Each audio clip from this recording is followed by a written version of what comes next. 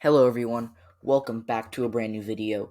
In today's video, we're going to be discussing the state of Florida, talking about why Donald Trump won it by so much. Obviously, it wasn't a landslide, but he won by well over 3%, which is very good for either a Democrat or Republican in this toss-up state. Very much a battleground.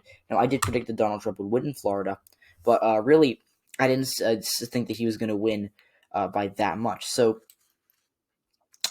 taking a look at the data we saw at the time, obviously, I didn't get every county right.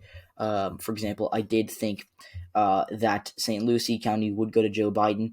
But other than that, I think I was fairly accurate in my county predictions. But yeah, so we're going to take a look at the polling data. The RCP average, which was actually skewed to the right, actually had Biden up by 1%, but the latest polls from Trafalgar and Fox 35 had Trump ahead. It ended up that Trafalgar was the best poll in Florida, which was weird because they were pretty bad in the Rust Belt, but they were good in Florida, which it's usually the opposite. He was up by 3 in that poll. But there were some really bad polls from Florida. It's a very hard state to poll, obviously, but Biden by 11 by Quinnipiac, that was a bad look for them. I think there was another Biden plus Quinnipiac had Biden up by 13, so very or another TIPP poll that had Biden up by double digits. So again, not a ton of polls that Biden up winning in a landslide here, but really just a horrible showing for the polls in Florida. And why did they do this? Well, I think that first of all they were oversampling college-educated white voters, particularly white women, college-educated white women in the suburbs, who turned down big numbers for the Democratic Party, especially for Joe Biden, obviously, because Donald Trump not very well liked by women, or women in general, and I can prove it based on these exit polls just in the state of Florida alone. If you want to go to just gender, if I can pull that up, gender. Females in Florida voted for Joe Biden, not by a ton, obviously, because Florida it does actually vote to the right of the country. I mean, they voted 7% to the right of the country in 2020, but Florida females went for Biden with 3%. And I just want to compare that to the national average in Florida, or not in Florida, but the national average for the exit polls. I just want to pull up gender. Gender. Females went to Joe Biden by 15%, yet in Florida he only won by 3%. So very, very interesting results. And we're going to take a look at exit polls in a second there.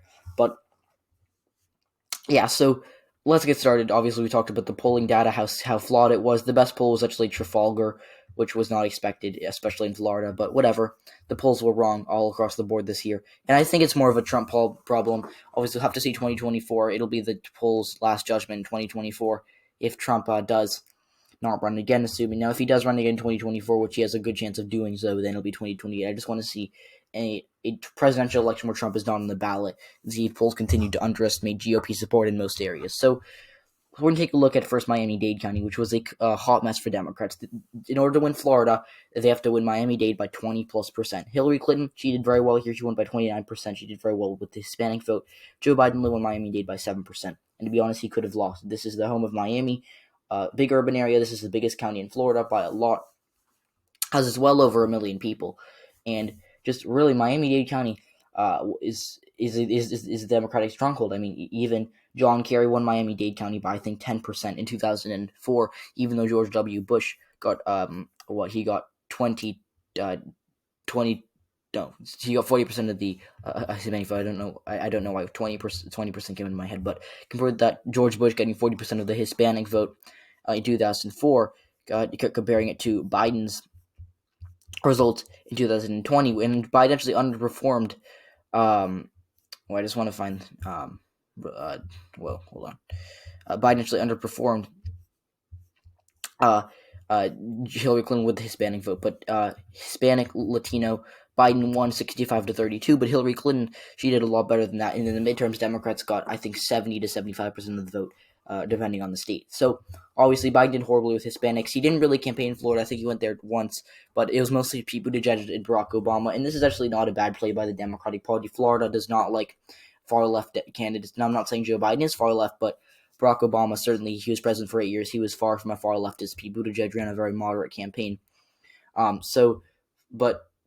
Yeah, that's why they campaign there. Now, we're going to take a look at why Florida doesn't like far-left candidates first in a second, but I do want to clarify that for the first time in a long time, actually, Broward actually did vote to the left of Miami-Dade, which did not happen in 2016. I think Clinton obviously won both these counties very easily, but Broward actually voted to the right of Miami-Dade. But Broward, I think, is going to become the new Democratic stronghold. Still a lot of people. Still well over 1 million people. But Palm Beach is another one where Hillary Clinton outperformed Joe Biden, surprisingly, I believe, in 2016.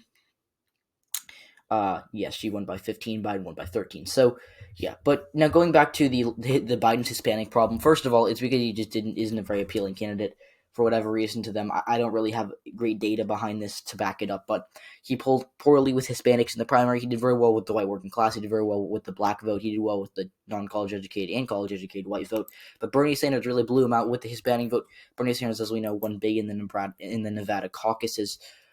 Which is mostly due to the Hispanic vote. In Nevada, Hispanics are very friendly towards the Democrats.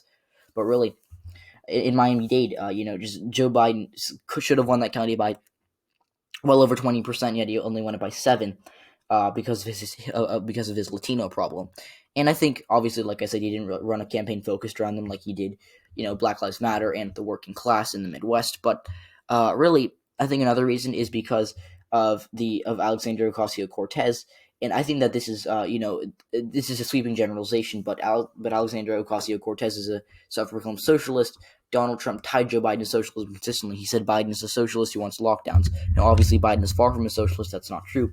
But when you have these far-left figures like Alexandria Ocasio-Cortez, like Bernie Sanders in the party, that really does not resonate with the majority of Americans, particularly Hispanics in Florida who were fleeing failed attempts at communism in Cuba and Venezuela. So that's why he did so poorly in Miami-Dade. He did well in Broward. He did well in Palm Beach.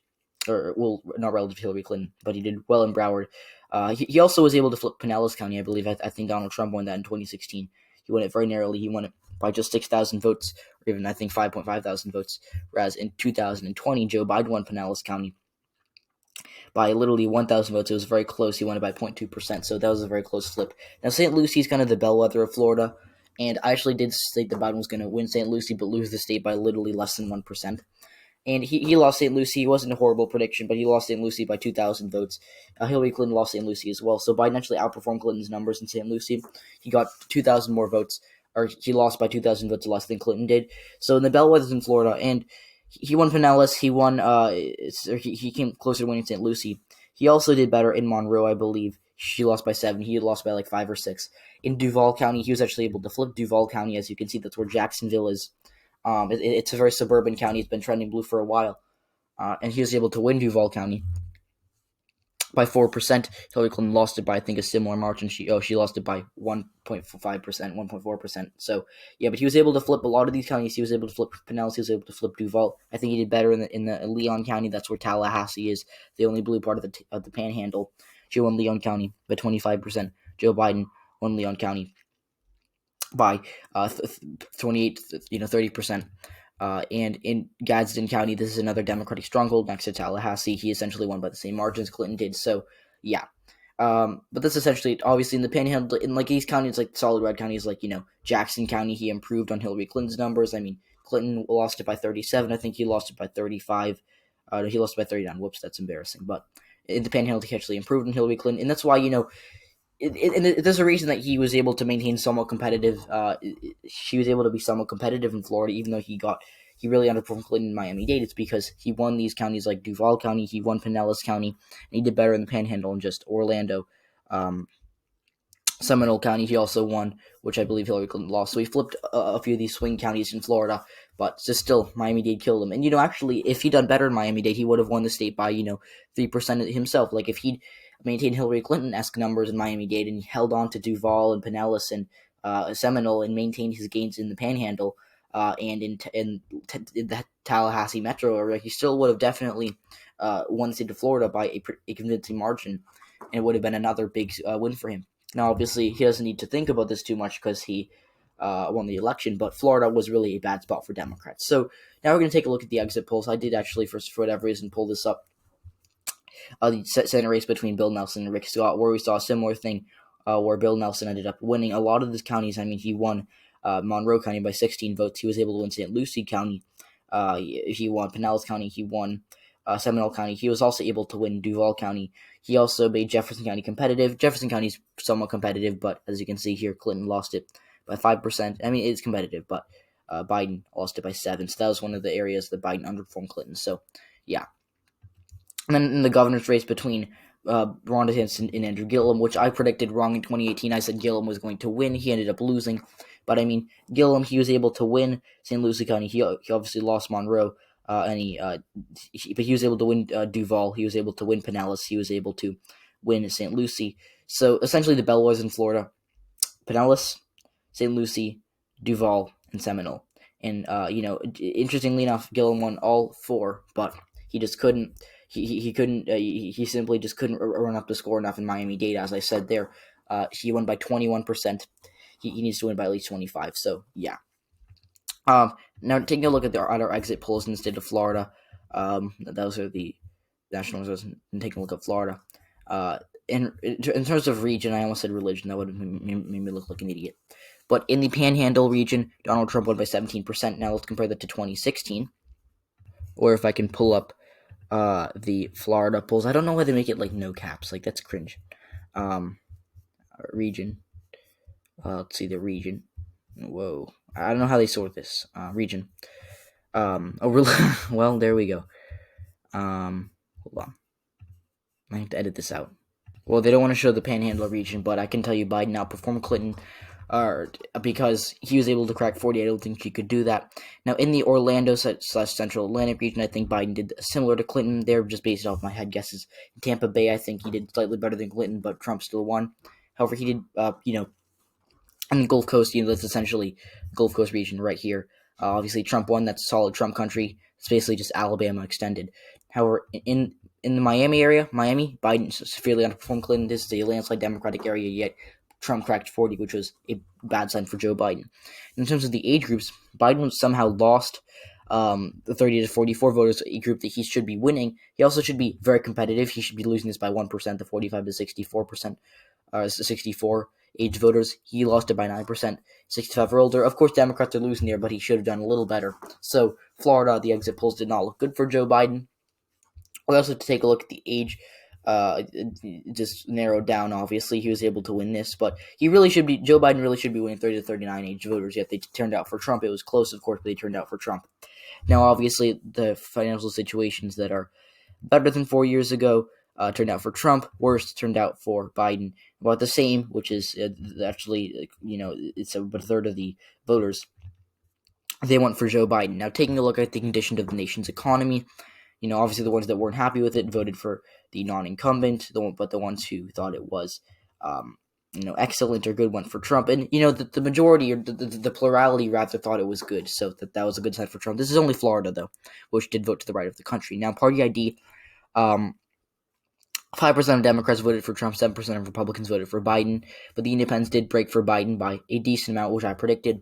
However, in the ideology scale, obviously Biden won the moderates by 19, but in the conservatives and liberals, both Trump and Biden performed the exact. They mirrored each other's performance with their basically ideology groups. The liberals broke for Biden by